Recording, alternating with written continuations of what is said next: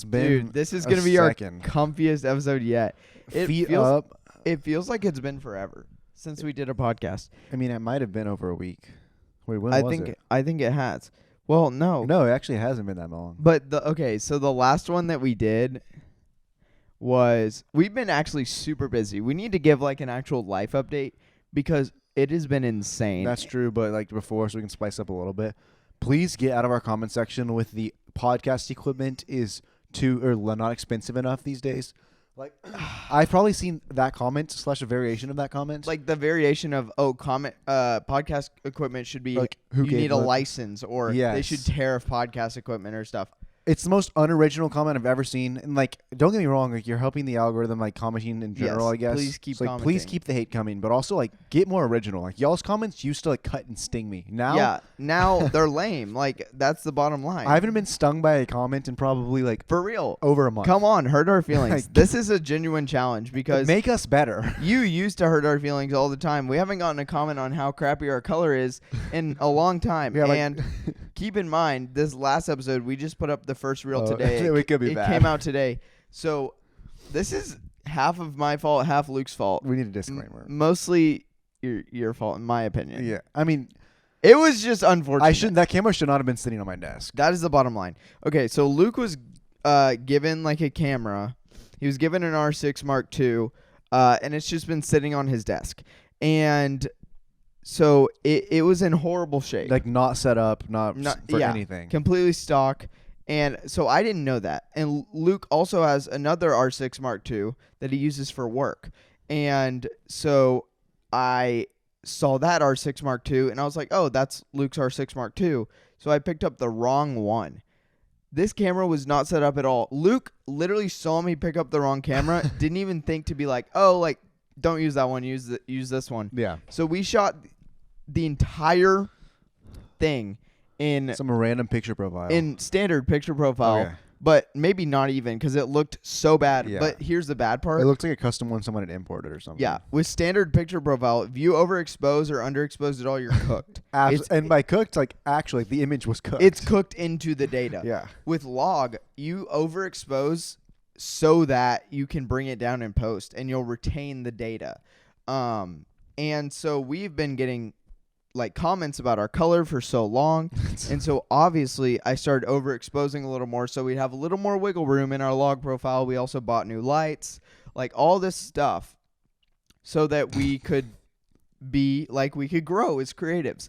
And this just tanked the entire thing. Absolutely horrible. Because the lighting was immaculate. What sucks is like the setup, it would have looked so good. Like, if you go back and look at the payper like with those jellyfish in the background, if it had been exposed the right way, it would have been beautiful. Yeah. And like instead, like our forehead right here, like even our arms, our highlights are blown out overexposed. Totally. And there's complete data loss. And when there's data loss, like when things peak, you cannot bring it down no matter how hard you try, which is why we shoot on a 32-bit float recorder because oh my gosh, it's super annoying. I mean, yeah, I don't think we've ever gotten loud enough to where it would technically matter. Christian except for Christian that one time. Yeah, when he screamed. I'm surprised that reel didn't do better than it did. Me too. But, oh well. It's always the ones that you don't think will do well that do well, yeah. And vice versa. So, okay, let's give kind of an update on our personal lives because so much has happened. And what point was I getting at with that? I don't even with know. the busyness. It just feels like we haven't shot a podcast in so long is what I was saying. mean, we've both been absolutely tanked. At least on mine. Like I've had like events for the past I've basically had something every night for the past week and a half. Oh, longer than that. Yeah. Longer than that. I've had something every single night for 3 months now. Yeah. With like obviously some exceptions, but and when we say that, like granted, I am no longer doing long distance with my girlfriend. Lucky. Or fiance. And so that includes like date nights and stuff like that. But still, I have planned out every single night for the past like several months. I get married in 30-something days. I literally have something every day leading up to that. Yeah. Like I'm cooked. It's insanity. And we're juggling new clients, old clients, wedding bookings, all this stuff. And also I just bought a house and Luke is moving into an apartment. and all this stuff. So like I'm getting my house inspected. I had to get a loan, like all this stuff. And granted, I'm 21, so that's a lot of adult like stuff for me to deal with, which granted, like honestly, buying a house is super easy. I think people try and overcomplicate it. No. It was actually one of the easier things I've done. Nice. So it was chill. Shout out to my realtor, Matthew Mitchell. He's the GOAT. So he's one of my groomsmen. And dude got me set up. I will just say, like, so it's my first time, like, living in an apartment, like a real apartment. Like, I lived on campus at university and stuff like that. But apartments genuinely suck so bad. They're horrible. The worst management. I've never met good management because I went and visited many apartments. Skylar and I finally got in this one place. We moved in, and when you move into an apartment, you never get to see the actual unit until like you've already signed the lease and go in. Right. We go in, the sink is like rusted with a hole in it. How are you gonna move someone into that? And then we put in a maintenance request, and like they're like, "We'll fix it. They updated me today. They're like, "Yeah, like we're getting the parts to fix it." I'm like, "No. You don't need parts to fix this. Like you need a new sink. Yeah. That's insane. Morgan has like the same living situation going on. So she usually, what Morgan has done in the past is lived either for free or like somewhat illegally. Like she hasn't been on the lease, and so she paid rent to somebody else who was on the lease, and they like shared a bedroom. Because honestly, that's the kind of economy we've been in. So it's like, I know it's like technically illegal to do that, but at the same time, a lot of people around the world are probably doing that. So this is one of the first times where she's legally lived somewhere. Well, except for like college and stuff, where she's legally lived somewhere and has been paying rent and been on a lease. However, this is the first time that they have not given her a parking spot. So she's gotten towed twice to the tune of $330. Getting towed is the worst. It's actually horrible. And like sometimes apartments don't tell you like you need to register if you're a guest. Right. They get you. They got me one time. They're prowling. I think that this does bring up a good topic though, which we hadn't really game planned this episode, but like, not at all. When you are creative and you're self-employed, like Court and I are both blessed to have all great jobs, full-time like employment, as well as doing like our business on the side. But when you're like full-time employed, the benefit of being full-time employed, obviously like health insurance, potential opportunities for like 401k and that stuff. Right. When you're creative, just doing solo, we should have someone on the podcast that does it, that doesn't have health insurance, and see how they navigate that. Well, we need to have someone who doesn't have rich parents on. Yes. Like someone who's super poor. Because and then navigates it without like the health insurance factor. Yeah. Because a lot of young creatives, especially in our area, they have rich parents, and so they have that back like thing. But then there's many people all over the world who have no fallback and are still able to make ends meet. And so we should probably have someone on the podcast who can provide that insight. Because obviously me and Luke have had extremely, like, our lives have been blessed. Like, that's just the fact. Like, we have parents who can help us in times of struggle. And we've been blessed with copious amounts of work. And by the grace of God, I think we'll never struggle with employment because of the jump start we got in on a young age into the creative market. And just how things are evolving now, despite AI. Like, I think employment will always be on the up and up. Like, I think, because especially the skills that creatives / marketing people have. The brain power, too. I take that back. Actually, no. If you get a degree in marketing, I don't think you have necessarily the skills of... I mean, you do, but for a more corporate side of things. But for the content creation side, I think you're lacking in. Versus like a degree in media kind of gives you all around. Critical thinking... Will you move your can to the table? It's like freaking me out. I don't want you to spill it. So... critical thinking is like one of the biggest aspects of being a creative that a lot of people don't understand.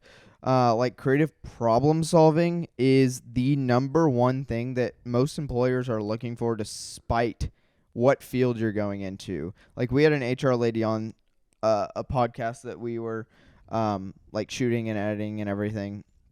And she was saying like all this stuff about losing jobs and getting hired at jobs and... Sorry, it's not even late. I just got off work early, and so it feels like it's so late. I feel that. She was basically saying all this stuff about like how respect works and how like HR comes in, and the bottom line, everything came back to creative problem solving and then like communication. So that is our job. Like, we communicate stuff and we're creative problem solvers. And so if you are wanting to be a photographer or you want to be anything, I think those are two things that you should start looking, like reading books on it, being like, how can I increase these two skills? Because that's the two most important things. I think that's honestly overlooked a lot of times because, like, I mean, there's like a saying in the production industry, like, what can go wrong will go wrong. Yeah, Murphy's Law. Literally in every shoot, like, there's always something. And, like, as a creative, like, it's your job most of the time to fix those things. Even as, like, when you're working weddings, like, if, like, I was just shooting for a wedding the other day, the bride's dress, like, split. And, like, no way. It's on my, it's like, they're like, hey, like, do you have anything to fix this? So I'm literally pulling, like, the little ring off of my keys and some safety pins and putting it together. And, like, it's just, I mean, I guess it's the wedding coordinator's job, but she needed help. So right. It's like you just kind of step in and do it.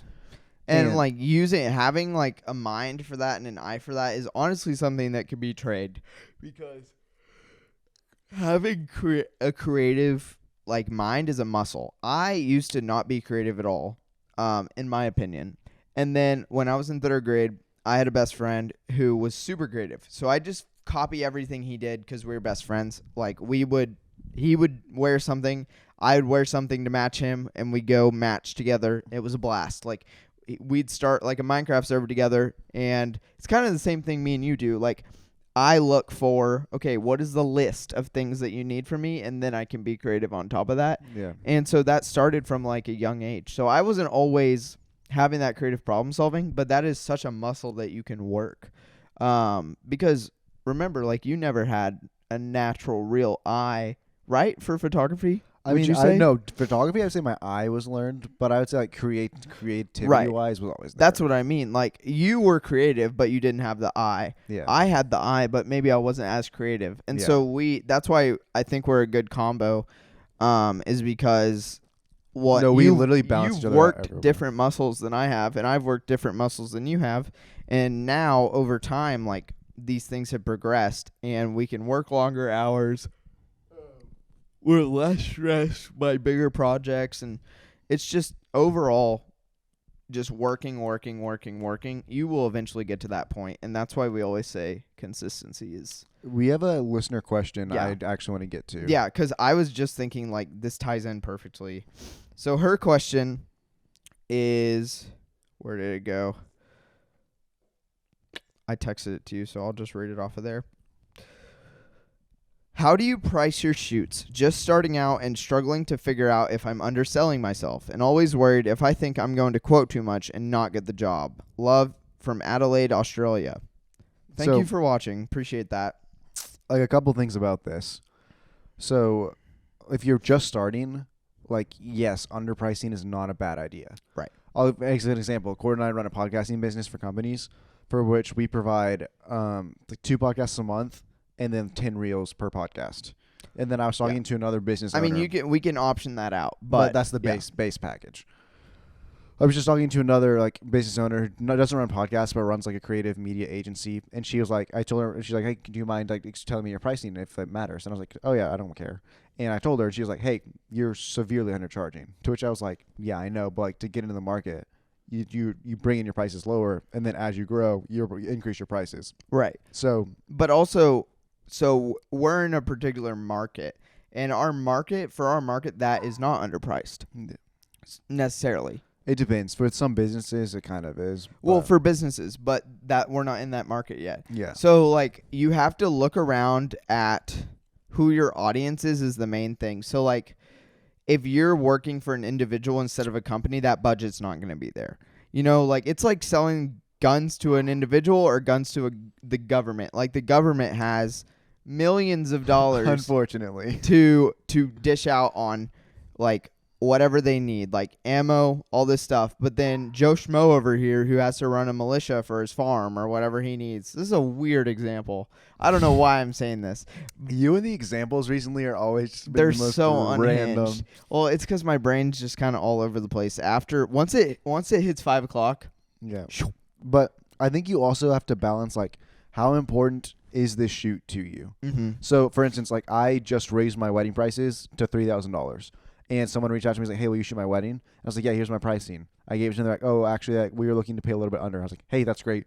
I'm not the guy for you. And, like, that's because I've gotten to a point now where it's like, it's not worth it for me to do that for less than what I'm willing to charge. But when I was like first starting out, right, I would totally discount. And honestly, if you were in a different position, like it's not even that you wouldn't do 2,500 or so down the line. Yeah, it's just you are so busy I right literally now. I explained to them. I texted them like with my monthly clients. I literally the amount of time that would take me is I cannot bring my prices down. And you don't want to compromise on your other clients, and you can't compromise on a wedding because they're still expecting the same like client experience that you'd be able to give them if you weren't fully booked. And so that's kind of where it comes in, is if you're constantly booking clients, this is going to be a really hard reel to edit because we're all over the place. If you're constantly booking clients at a price range, great. If you're too busy, bump your price up a little bit. If you're not too busy, great, your price is working. And if you're not getting any clients, or your clients are consistently getting scared of your pricing, then bump it down. And then there's also like an ethical side of this. And we have a huge leg up because we're Christians. We believe in God. So I pray about my pricing. So I say like to myself, I'm kind of like, okay, what is the lowest price I would do this for? And generally I can come up with an answer. And so then on top of that, I'll also reach out to other people who are ahead of me in the industry, and I'll say, hey, you know my skill set. I've worked for you in the past. What would you say is a good rate for me at this time? And then there's also another option. If you're doing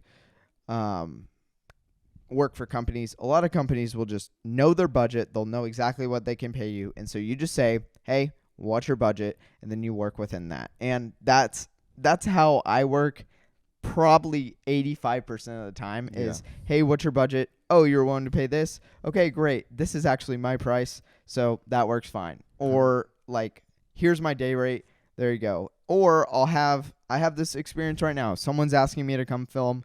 They're offering $150 a day just to shoot. $150 a day to hold a camera and shoot and do what I love. I'll take that any day.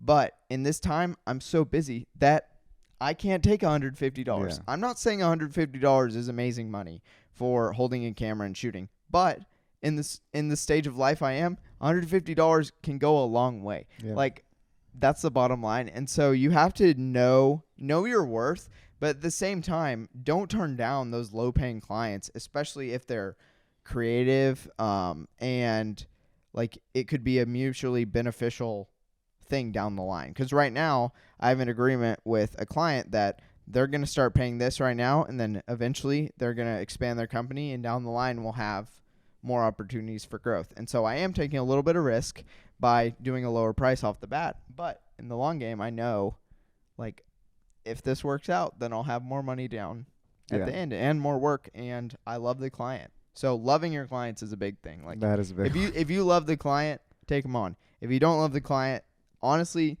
why are you working with them anyways? Yeah. I mean, I have no problem dropping clients based on like depending on like horrific things that happen. Yeah, usually when I'll drop a client is, so if it's on a monthly retainer, if there's any issue with payment, if they're undercutting my prices off the bat, if they're haggling me off the bat, if they're being suspicious around times of payment, they're dropped. And that's just how it works. Like, this is, while it's a creative thing, pricing's not that creative. Like, I send an invoice, you pay it, that's the end of the line. And usually on my invoices, I do include, like, if you can't pay by this date, which is always clear in the contract, reach out to me because additional fees may apply. So I'm not saying like, oh, well, if you don't pay it on this day, then 5% interest is going to occur every day. No. Imagine. I'm not even saying I might fee you every day. Yeah. I'm just saying, like, it could apply, so reach out to me. And that's how you gain honesty. That's how you gain trust. Definitely. Yeah. There you go. Yeah, so hopefully that answered a little bit helpful about pricing. But, yeah, I would say when you're first starting on pricing, like, start low, build it up, feel it out. I mean, yeah, I don't know if she's talking about cheap. Photography or videography. She's probably talking photography. Yeah, photography is cheaper than videography, so. Definitely. Yeah, and I mean, you're going to basically be starting, right? You're not going to have nearly the gear that people that have been doing it 10 years have. You're not going to necessarily have a second working under you. And so, like, again, like, those are kind of the things that you get to build into your prices that'll eventually raise them. Because, I mean, when you have a second, you get to charge more. Right. And you get to decide how much you pay your second, which is a whole other thing. I'm very generous to my second shooters. I don't think some you people are actually. Yeah. Are you? How much do you pay them? So I was charging 2,000 for a wedding. I give them 500. Okay, you are. Yeah. Actually, sorry. I think I got you confused with someone else because there's a wedding photographer that I know. I'm not going to air them out because they're really good at their job and I actually hired them. But I think they charged me or hired me for $20 an hour. Yeah. One time. And I was like, eesh, like, what are we doing here? Yeah. I mean, minimum I would pay my people 25, but I'm always Minimum 25 an hour? Yeah. No. Like 60 an hour. Is minimum? Minimum? Am I saying minimum or maximum wrong? Well, I would not pay someone $25 an hour. That's so low. If I hired a very beginner second shooter, I would totally pay them. You just wouldn't hire them though. Yeah. That's the bottom line. But that's what I meant by minimum. It's like Like if I if was hiring someone like fresh, Okay, like your first experience second shooting, I'm going to pay you like 25 an hour. That's more kind than of Taco Bell. Yeah, enough for gas. Yeah. There you go. Yeah, I think it's so funny because there's a meme going around right now where it's like, how much would you, or like, what's your rate? And you're like a McChicken, and then they text like, oh, hey, I got $500. And you're like, you delete the text that said, oh, a McChicken or whatever. Yeah, and it's like, $500. that's kind of real though. Yeah. Because in the beginning, you're kind of like walking around wondering like, oh, how do I price stuff? Like, how do I understand the market? Because I literally saw a video this morning about a lady who was putting together $50,000 bid for 10 90-second videos and 4 3-minute videos. Yeah. Which is insane. Okay. Which is valid because I think it was for the government, but like, what are we doing? Yeah. I will say, this was probably like a couple months ago. This guy reached out to me and he's like, hey, like, what's your day rate? I want to hire you to come shoot Worst Fest, which is like this like big concert festival in somewhere in South Texas. And I had never been asked that before. $695. What the frick is a day rate? And I remember I was like calling like so many people like, dude, like what is a day rate? I called like Mr. Moran, I was like, dude, what is a day rate? How do I even price myself? And I think I sent back something like $700. Yeah, and that's like, good. He's like, oh, really? That's it? And I was like, dang it. But That's the worst, dude. Oh my gosh. Well, so I'm fortunate enough to work with very, very ethical people all the time. And one time I sent my day rate over and he was like, you know what? Let's raise it for you. And I was like, dude, you're actually the GOAT for that. yeah. Because there's been a couple times. It typically happens when like you get hired for a shoot or project, and it's gonna be a big undertaking, and you're trying to be generous, you're trying to be nice, you're trying to match like what you've done in the past and what you feel comfortable charging, and then they're like, oh well, you end up working more hours, Yeah. and so you text them and be like, hey, I worked more hours. Like that happened to me recently. We thought it was going to be an 8-hour edit. It ended up being closer to 11 hours. And so I texted them. I was like, hey, I worked 11 hours. If you can pay me for 11 hours, that'd be great. If not, I'm fine with the original price. And most of the time, from my experience, like people, I don't know. I don't know if it's just that's most people. I feel like for you with the people you work with, yes, but I feel like most people would have like kept the original price. Well, you kind of work with scumbags, from what I'm understanding, yeah. dude. Like, holy cow. I do. We can't get into it because, like, No. it's like a current issue. Yeah. But, bro, Luke's been getting ripped recently, man. There's just been so many recent things. It's just been like unbelievable. Yeah, maybe like in a future episode. A year from now, we can definitely just start ripping them. We'll shreds. air it out. So, yeah. Oh, my goodness. That's the thing with video. I always say this, like the 24/7 job. It's not a 9 to 5. Yeah, it's just brutal because it's so personal, Yeah. and the intellectual property side of it is brutal. Dude, I'm okay to say, so I had a meeting a couple days ago with, basically I needed to learn this in software because like it's very hard. I'm trying to give like not as many details in case someone listens to this podcast. Right. But I needed to learn new software.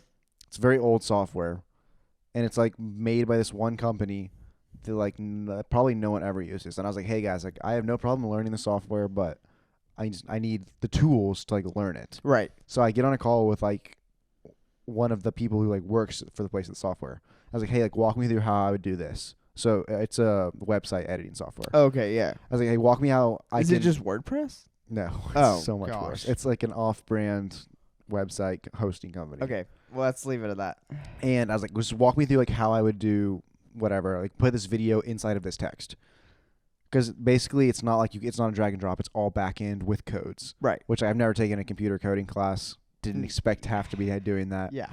And basically, she can't even explain it. Like, she's struggling to do it. And she works for the company. And she works for the company. And I just literally said, I was like, hey, like, this has been great, but like, respectfully, like, it doesn't even seem like you can do this. Mhm. And so I was like, imagine me who has no experience. I don't think this is going to be a good fit. And so we're going to see where Is that it? ends up going. Please don't tell me it's MailChimp. No. Okay. It's not a brand that literally anyone would My know. customer service experience with MailChimp was kind of dog water. What do you mean? Like, I don't know. I'm not writing them off. Like, I have used MailChimp in the past. Like, I'd be down for like a collaboration if they wanted to help us out or whatever. But I was looking into all their pricing and plans and stuff, and they were like pretty gray. No way. Like, you couldn't tell. My foot's falling asleep.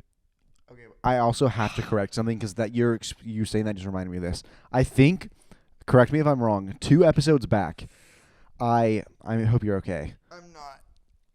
2 episodes back, I think I praised Remarkable's tech support. Oh gosh, rip them to shreds. Let's hear it. Okay.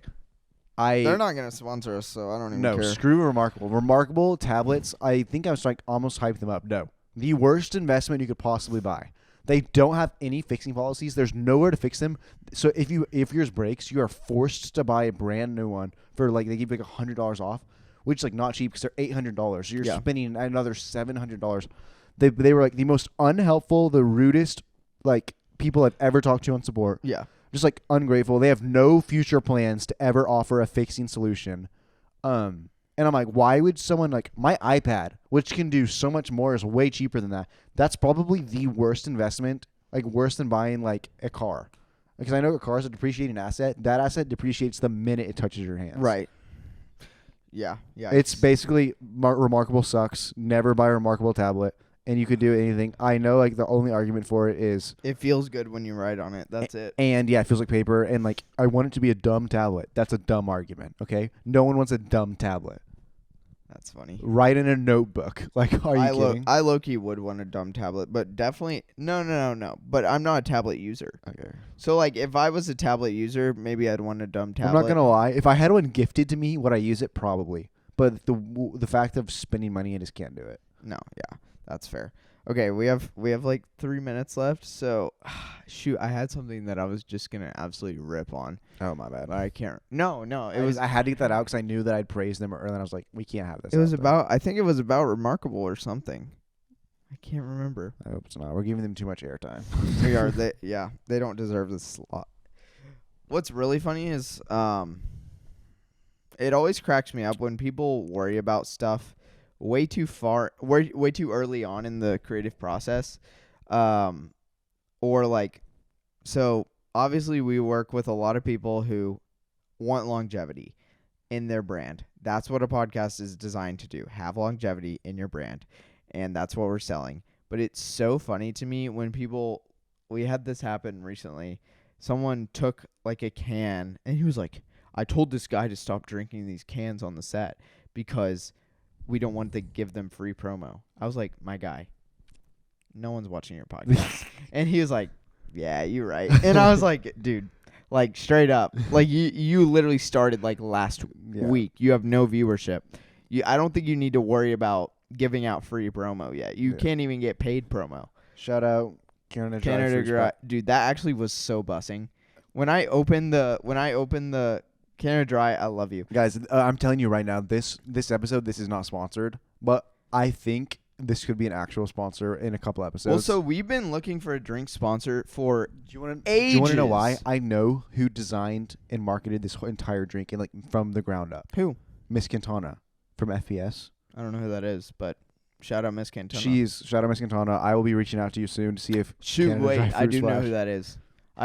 She was ahead of my time. But yes, but like she designed this drink from the ground up. Bro, so Luke always has. Can I see the can? Luke always has some mysterious mysterious drinks in his fridge, including Fruga, who's still in there. Unbelievable. Shout out to Fruga, the original the OG drink sponsor. OG drink sponsor. They of didn't this even make it podcast. one episode. Their drink was too bad. They didn't even make. I don't think either one of us finished one. No, we didn't. Well, I took 2 sips. So Luke always has some sketchy drinks in his fridge, and I opened that up and expecting cranberry ginger ale. Wasn't pumped about that. The second I saw cherry, I started foaming at the mouth. I literally was so excited because ginger ale is like one of the best drinks ever. Oh, camera just died. Whoops. And we're back. No, Are we in focus? No, I just moved the couch back. Now we're in focus. And we're back. And we're back. Hopefully in focus. Hopefully in focus. I forgot to record on the camera. That's tough. We were basically better than not shooting in log. We were basically 5 minutes into an entire monologue about dinosaurs. About Canada Dry. We were talking about Canada Dry and how we want them to sponsor Canada Dry us. Fruit Splash. Please sponsor us. But here's the thing. If they sponsor us before Arizona, like I really it's good. Are they bigger than Arizona though? Canada Dry. I mean, Canada Dry is on planes. Yeah, Arizona ain't on no planes.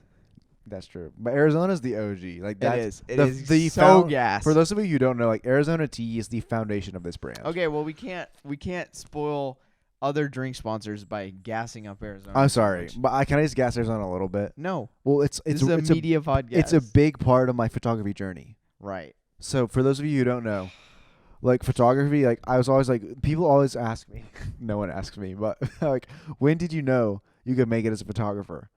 And I remember this. And the answer is we went to the Lake Louisville in Texas and we took these Arizona tees. And I took my SL3 and my brand new 50mm 2.8. 1.8.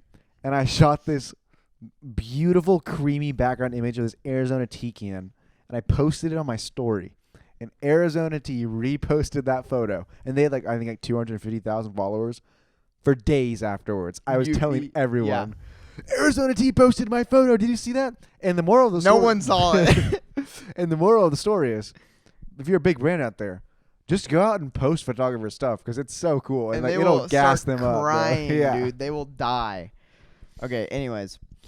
Okay, I want to start ripping on the R50V. I mean, you're supporting it? Yeah, gassing it up. Oh, you're going to rip it to shreds. So here's the thing. I get a text the other day from Michael Richardson, friend of the pod. He's saying, Court, you should get R50Vs for your podcast business. I'm like, what the heck is an R50V?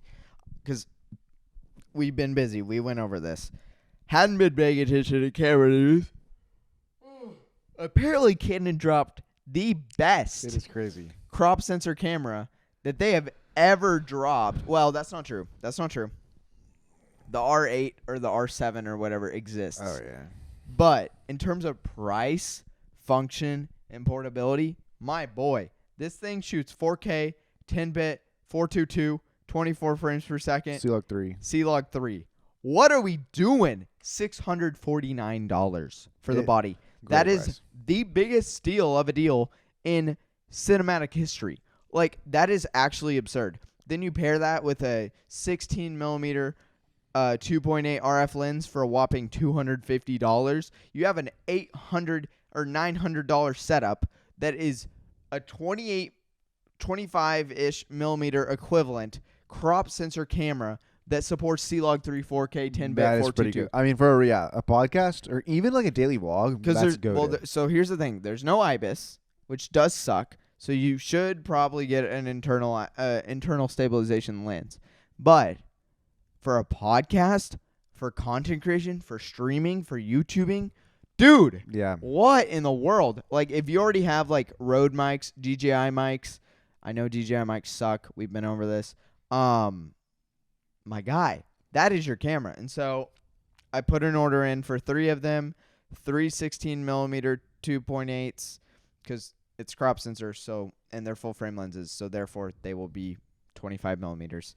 3 tripods, 3 dummy batteries, 3 SD cards, the whole shebang. And boy, am I excited, because like the record time limit on it is like 2 hours. So for podcasting, that's incredible. That's pretty nice. And okay, here's the thing. With AI always being wrong, I don't know if there's going to be overheating issues, but I have not heard of any. It's also a 25 megapixel sensor. That's actually decent. So like, yeah, what do you mean? Same decent? as the R6. It's like the same. Almost. Yeah. So like, you can still get picture functionality, which is incredible.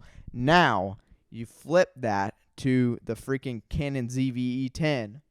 Boy, are we about a dog on this camera. Oh, wait, that's the Sony. Yes. Yeah. This might be the worst camera of all time. We had to shoot on. I'll let Core talk about the specs, and then go ahead. So, okay. Basically, it's an FX30 in pajamas. It is disgusting.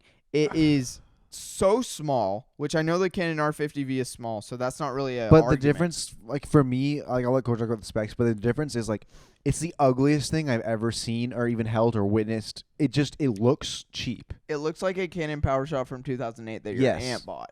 And we're in 2025, and it's supposedly a really good camera. Like, what are we doing? And I get for, like, budget content creators and vloggers. No. Wop, wop, wop. No, This is not a podcast for budget content creators and vloggers. We film on anamorphic lenses. Nothing that we do is budget. Like, let's be real here. I mean, yeah. Bro, we're shooting this on a $300 SD card. Okay, valid. But I don't like. A lot of our audience would be, but would probably Right. And I understand that. But the ZV-E10, my guy, don't get it though. Don't get the Canon options way cheaper and better. Yes. Like don't way cheaper, almost $500 cheaper. And the menu system, bro. I saw a TikTok today. It was like me when changing one setting in a Sony menu system, and it was like hacking into the freaking Pentagon. I just think if I went up to a complete stranger on the street who had no knowledge of any photography, the exposure triangle, and gave them a Canon camera, they could probably figure it out at least a little bit. Especially if you hand it to them in default mode, which is like the learning. Yeah. If I handed them a Sony FX3, they would actually just die. They would stroke immediately. There's no way anyone would figure it out. I handed Luke a Sony FX30, and bro lost his marbles. He literally, like, it took he goes, change the aperture. And I think I changed the shutter speed and ISO before I figured out how to change it. Which is unreal. Yeah. Well, so that's not even the thing. You talk about wanting to turn on, like, flexible ISO, Cine EI, like, all these barriers are so annoying. Like, all I want to do is to be able to set my settings to the max settings on the camera and hit record. Like, all this base ISO changing nonsense, all this flexible Cine, gamma, like, blah, blah, blah. Just give me 10-bit or 12-bit color or whatever in 422 with S-Log 3 at 60 frames per second or 24 frames per second or whatever, and let me change my stuff and format my card.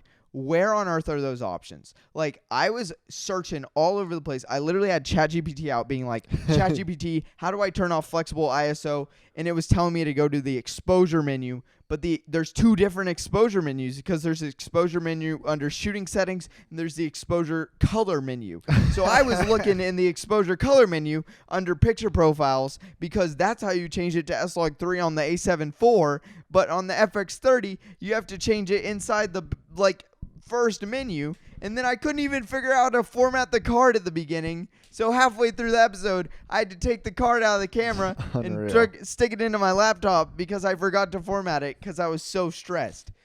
Like, what are we doing? That's just, at that point, you just, like, no. Like, if someone held a gun to my head and asked me to shoot a wedding on an FX30, I'd quit my job. Just take the bullet at that point. Yeah, like, I understand it's not a photo camera, so, like, and I'm a wedding photographer, not a wedding videographer yet. Like, that would not be the case. Yeah. The only reason I'm not a wedding videographer is because I haven't been asked to do a wedding video, and I haven't been seeking out because I don't really want to yet. They are kind of. Gosh, that was having done both, I will say, I would. Second shooting. Yeah. Well, here's the deal. Day of, the photographer's job is way harder. Right. But post, oh my gosh, dude.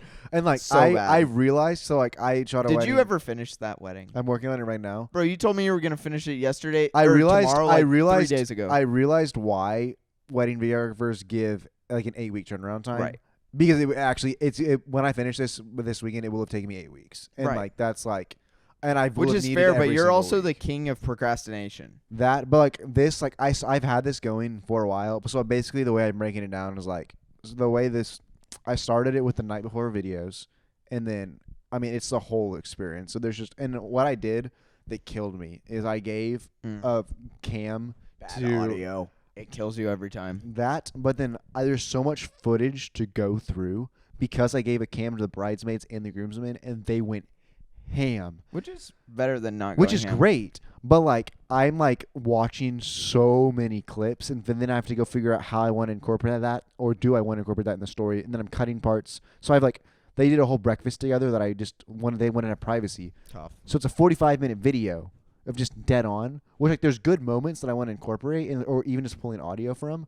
But it's like I have to watch 45 minutes of that, Right. and then sort that. And so What the worst thing that happened to me recently is there's been several occasions where I've made sit down interview style videos as like a goodbye. And one of them, unfortunately, it's secret, so I can't ever share it with the world. But it's my favorite video I've ever made, pretty much. And it was hours of interviews because I would sit these people down who maybe never even been on camera before and peel content out of them. So I did one of those this past week. It was people who've poured into seniors in high school, now sending them off to college and like being like, you guys are ready. Like, here's a words to live by, you know? yeah, So I brought in, ain't no way you just farted in my face. I did not fart. That was the couch scoop. That was not the couch. I don't even know what you're talking You about. literally stood up and just farted. I have no idea what you're talking about. You're such a liar. Okay, moving on. So I'm just adjusting. were you bro. expecting the sound to come out again so you could prove your point that you didn't fart?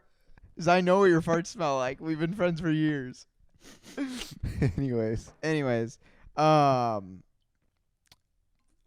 was I even getting on about? Okay, so I brought in 6 or 7 people who were uncomfortable being interviewed. At least they thought they were at the beginning. Because in the past, the way people have done it is you just take a video on your phone, they give no instruction, and you just hold up the camera like a selfie and be like, hey, basically like good luck, Charlie, you know, Yeah. like the old days. So I sit these people down, and they're stressing out of their minds. Granted, I did a bad job explaining because I didn't know how bad the damage was that had been done in the previous years. So they sit down. They're like, Court, I'm so nervous. Like, I don't want to do this.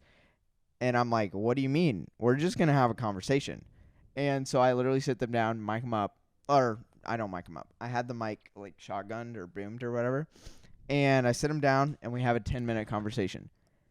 I came out with an hour of usable footage Dang it. that I had to pare down to 7 minutes. I'm talking after an hour after I clipped every Yeah. every question, every blank spot. I still had an hour of usable footage, and I had to pare that down to 7 minutes. Yeah, it's a tough one. Brutal. Do you own like a good boom mic? Nope, I not think yet. that's the piece of gear that we would probably. That's the next. Well, remember, I was gonna drop $1,000 on a Sennheiser boom, but I'm buying a house. That's so valid. like, That's valid. I'm Dude, pinching I was money like, right I was now. I was planning on getting a light, and then I just bought. Furnishing an apartment, and it's just been Brutal. Buying a couch, brutal, dude. bro. Unreal. Buying a new bed. Yeah. Like, luckily, I think our house come with a huge TV, That's clutch. so that's hype. Dude, I went to Walmart and I got the biggest, cheapest TV I could find, and I was like, it's just gotta last me just a little while. I just need to watch sports games on What it. kind is it? TCL or Roku or? No, it's Hisense. I have one of those. They last a while. Yeah, and it has the Roku built in. Yeah. So like that'll do great. I won one of those at my senior graduation party. Nice. It was late. It was a raffle, and I said, "Watch this, guys. I'm gonna win," and I won. Say less. It was Dude, lit. I won't. You know what? I only won one thing like in a raffle my entire life, and it was like I was probably 8 years old, and iPhones didn't exist yet.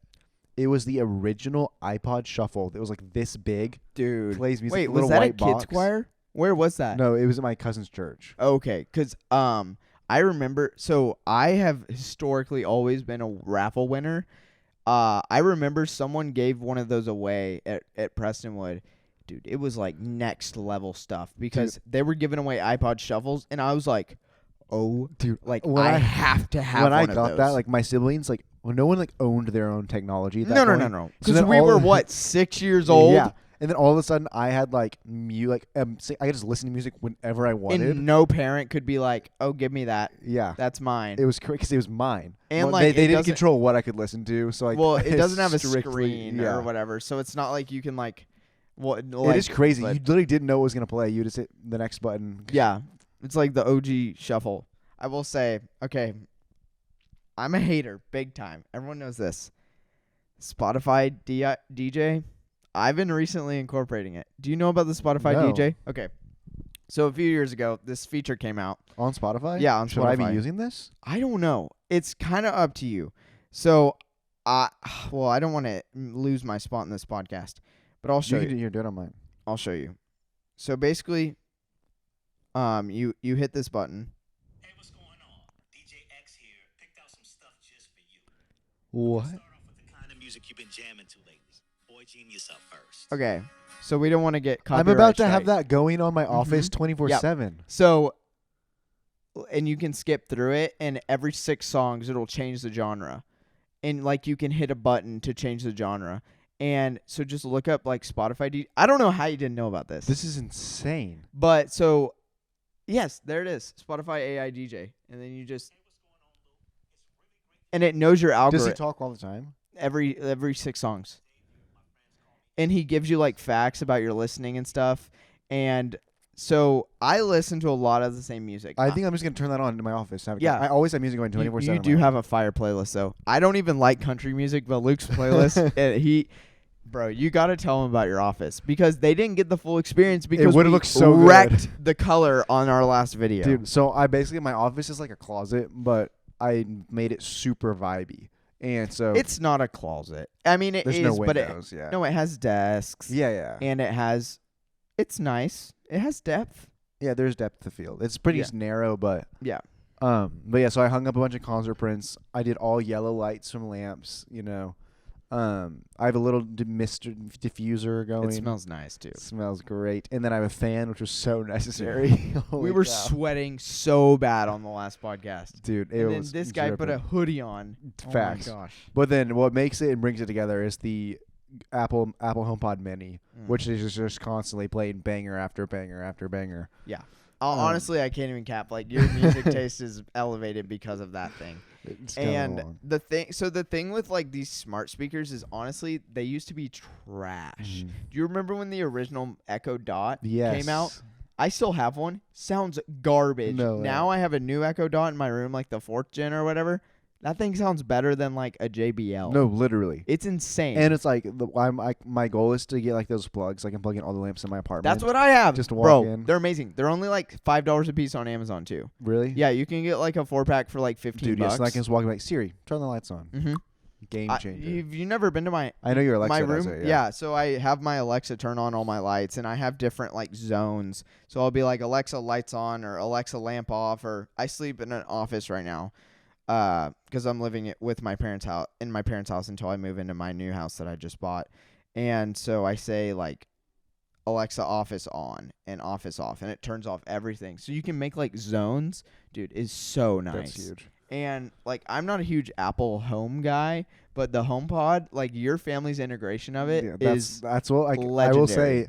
The only bad thing is because the HomePods are a little bit more expensive. They but are so I'm so expensive. spoiled by how my parents did. I was like, I will invest in it. I don't care how much I have to spend. Like my house Yeah. will have it. But The only thing that I really hate about the HomePod is so say like I'm in your office, I'm not even attached to your HomePod. It'll show me what music you're playing on this part right here, yeah. and you can't get rid just of if it. you're connected to the Wi-Fi. Yeah, Yeah. you just can't get rid of it, and it's so annoying because I'm like, I do not care what country song Luke is playing in his office right now. I just Oh, wanna even if you're just in there. yes. Oh, I didn't Like know. I wasn't even opening my phone. I just opened it and like it has this up and it's like scrolling through it and you can't like clear it, you know? That's wild. Yeah, it does. I noticed it did that on my phone. I thought it was mine, but But now you have the Spotify DJ. the DJ. I'm gonna see and test that out. It's kind of awesome. The thing is like it definitely needs tweaking.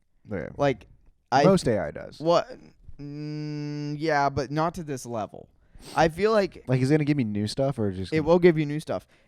So what's funny is I think I don't know what language it is. It could be like, I'm really scared it's gonna just give me like so much like instrumental piano because I play that all the time. well, it gives me Ukrainian music sometime or something weird, some weird language.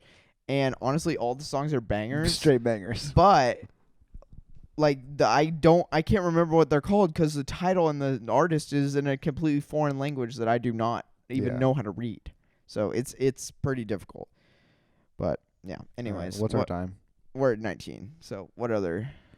I think we just really need to get some bangers going. I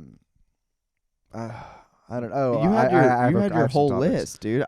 So my main question was, do you think is in the year 2025 are full frame cameras still worth it? Okay, so this is my thing with the R50V because you guys know I'm a full frame addict. Like I would even switch to medium format or Alexa 65 or whatever. If it was in my price range, I'm buying it. The one thing that has happened recently is the R50V coming into my life being a crop sensor camera. Because my original plan was to buy like the R7 or the R8 or whatever, whichever one is the R6 without the IBIS, because that just makes sense for my setup. I can't afford to buy 3 of those like I can the R50Vs.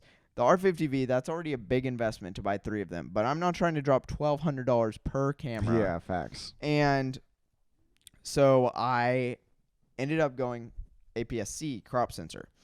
The one thing that I will say is if you're like a streamer, if you're a content creator, a lot of people aren't going to notice full frame. But if you are like a filmmaker or if you are making like Cinematic real videos. video, like real cinematic video, not to use the buzzwords. Oh, I think get them in there. I think full frame really does matter. Yeah. I really think full frame matters for photos. 100%. If you're still shooting on an APS-C sensor for photo in the year 2025 and you have budget to be shooting full frame, shoot full frame. Yeah. I mean, if you're starting, feel free, but like smaller sensor sizes really only make sense for video, especially video where you're having multiple cameras set up. You're maybe you're in a studio with lighting, because at that point sensor size tends to start to matter a lot less when you're in an enclosed space that's a controlled environment with optimal lighting. Spend all your money on lighting. Spend less money on cameras. But for photography, dude, the switch to full frame was like taking scales off my eyes. literally in a because biblical I didn't manner. realize that my 50 was a 70 and how much I was losing in my images until I upgraded to a full frame Do you camera.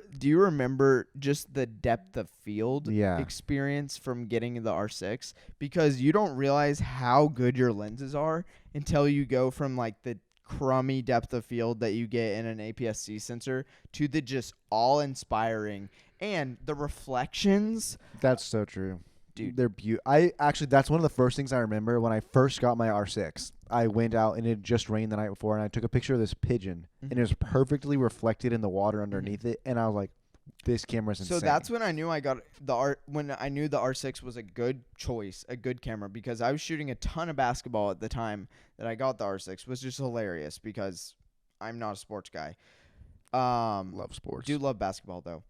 And seeing like all the players reflected in the court perfectly, bro, you can't ask for any more. And so that's kind of why, and we can wrap it up here. That's kind of why I do think full frame is worth it, is full frame for photographers. That's why I recommend the RP, especially if you're not doing sports photography. If you're doing any type of photography where you can compromise on your how fast your shutter goes,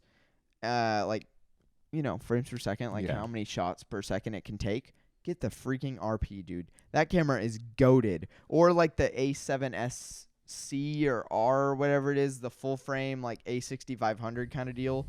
That is also a great option. But for video, like I fully am understanding the argument of how full frame doesn't matter as much. Because I've been working in natural light for so many years and I'm finally coming around to like studio grade lighting. Also had a huge win the other day. I lit something so phenomenally well, and I was shooting on an LED wall, which I hate doing. I hate that. But I nailed it, and I wasn't expecting to nail it, and it made me very happy. So that's the bottom line. Last thing I want to hit before we leave. Comparing the Zoom recorder to a Rodecaster Pro 2. Oh my gosh, so much better. What are your thoughts? Well, so here you go. People don't understand the difference between 24-bit and 32-bit. 24-bit has been the industry standard since the 80s? No, the it's 90s? been a second. Well, some people would still argue that 24-bit's better. Well, it is still the industry standard. Why would they argue it's better? I was reading it on Reddit, but you keep going. So 32-bit is literally more bit rate. Literally more content. And then on top of that, you get 700 decibels up and down of like motion or not motion. Flexibility within your audio recording. So like that's why we never peak. Is because we have this guy right here. Plus the portability of this versus the Rodecaster Pro 2. Why on earth would you want to have to be monitoring gain levels? Yeah. And the preamps on this are awesome. Plus with the Rodecaster Pro 2, you can only have 4 XLR inputs. With this, you can have 6. So, yeah.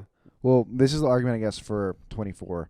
This guy says, the guy asked a question and he said, I have a new Rodecaster Pro 2 that I haven't opened yet. I keep hearing that 32-bit is the future. Would it be stupid to sell the Rodecaster and get something like a Zoom recorder with 32-bit float? And this guy said, that would be so stupid. What 32-bit is for is for if you have no control over the levels you're recording, say a news agency or maybe a movie shoot. You will never get the levels so wrong that you lose the recording that way. If you can get the levels about right when you record, 24-bit is peachy keen, fine, and dandy. In fact, 24-bit works better for many applications that don't understand 32-bit at all. right, but this does in fact cost this less than Significantly less. than the Rodecaster Pro. Yes. And better features. Yeah, but he says, also, I've seen crap dynamic range interfaces claim 32-bit. The dynamic range barely justified more than 16-bit. They just use it as a buzzword marketing. Well, I trust Zoom. It is. The Zoom recorder is great. And the Rodecaster, or the Rode Video I Mic Pros. used the Rodecaster Pro for another podcast, and I think ours sounds better on this. So that's my good. personal I didn't even know that. Because, so this guy right here, Zoom is just a trusted company. That's the bottom line.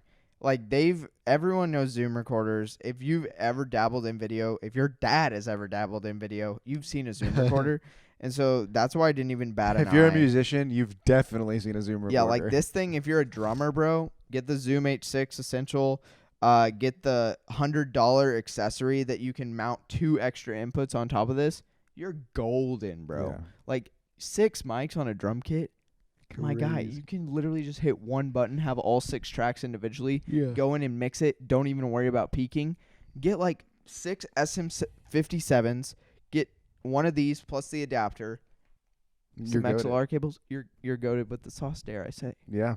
So that's kind of my take. And that's been your I little will music say, lesson. all you audiophiles in the comments, or all you professional audio recorders, please let me know like how Zoom preamps are in relation to other consumer level preamps of the same cost or value.